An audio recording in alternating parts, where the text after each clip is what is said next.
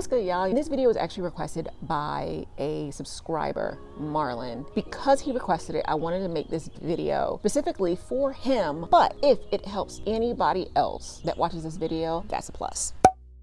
So I did a video maybe about a year ago that was called The 5 Signs My Separated Husband Wants to Reconcile. So as you guys can see from the title, this is 5 signs my separated wife wants to reconcile. Because sometimes us women, we talk more in code. We want our men to kind of figure out what we're trying to say. A lot of times we don't really upfront say what it is that we want. And I mean, that's not always, it's not always. Because for most women, we actually wear our hearts on our sleeve.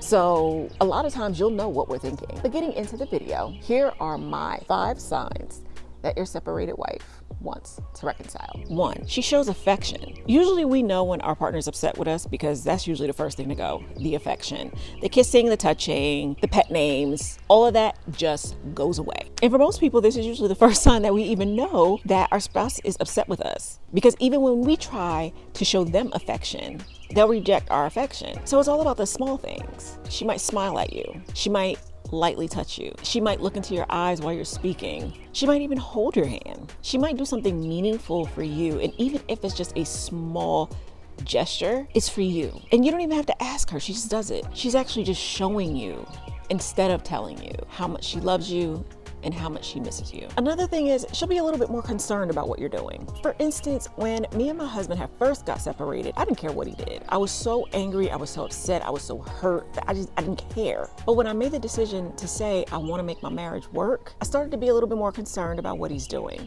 I would ask him not to, again, be like interrogating him or trying to find some secret, but I would ask him like, you know, what you doing? I might ask him who he's hanging out with. I might ask him where he's going. There's a way that you can ask somebody by sounding like you're just interested. You're not really trying to interrogate them to be like, oh, who you going with? Where you going? Who you going with? What time you coming back home?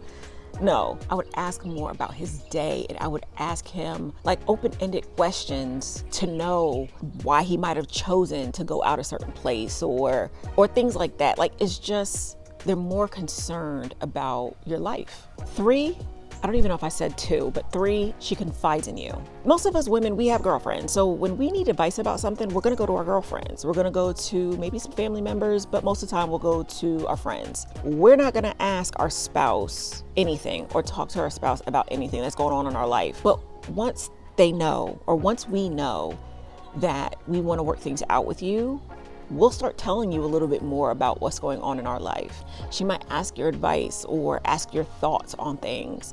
The conversations that you're having are not just surface level conversations. Like, they're really maybe some deep conversations about what's going on, what she's doing. 4, she's actually making decisions that includes you. Sometimes us women, we could be very independent, which that's not a bad thing. But when you're married, you're an individual, but you're not necessarily independent. What I mean by that is, when you're making decisions, especially something that's going to affect the household, it's conversations that need to happen together with your spouse, not by yourself. So even though you guys might be separated, if she's having conversations with you and asking you advice and making decisions that includes you, there's a possibility that she actually might want to reconcile. 5, whenever she needs help, she's calling you. I'm gonna tell y'all a little story. So when me and my husband were separated, I had a dryer. And for those of you that have moved around with a washer and dryer, sometimes you have to change the connection on your dryer. You have to change the plug to either a 2-prong plug, I think, or a 3-prong plug. And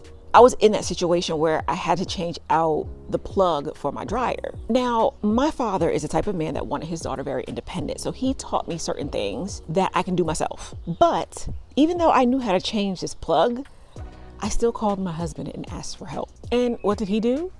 He came over and helped because he didn't want me to ask anybody else, I think. So a lot of times we'll do that.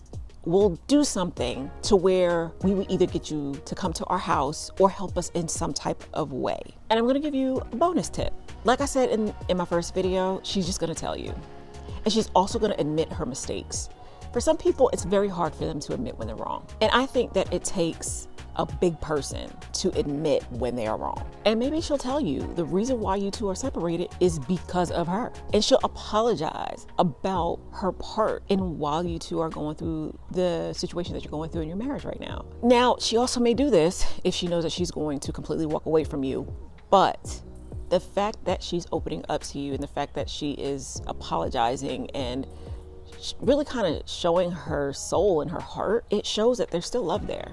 Because thinking back, like right now with my first marriage, I didn't admit to my ex-spouse at all that I did wrong. I never apologized to him for any of the things that I've done when we ended up getting separated. In all honesty, like I blamed him for everything. I said he was the reason why we were separated. He was the reason that we were going through a divorce.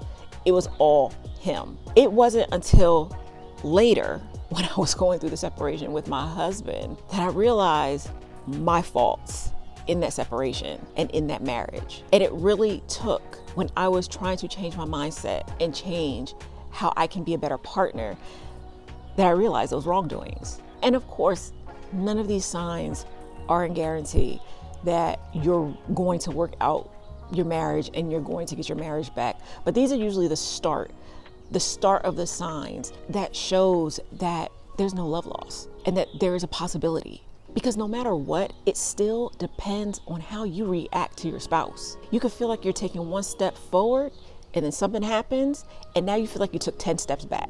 And even if you see these signs, you still have to take time, get your spouse to open up, better your communication, and make sure you're moving forward. You also have to make sure that every single decision that you make is right for the both of you.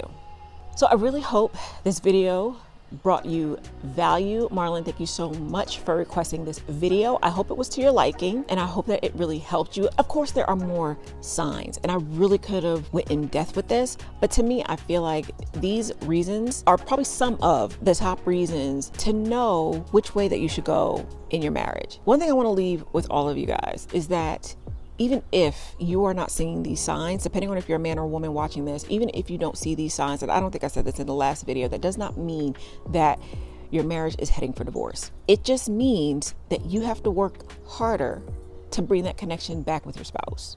And I think there are too many people out here that because of their negative situation, they're going to tell you that no matter what, it's not going to work. And you have to have belief in yourself and in your marriage that you can make things work, that it doesn't matter what's going on right now, that you have to believe that you can bring your marriage back together. Like and share this video if you feel like it's going to help someone else. Subscribe if you want to see more videos like this.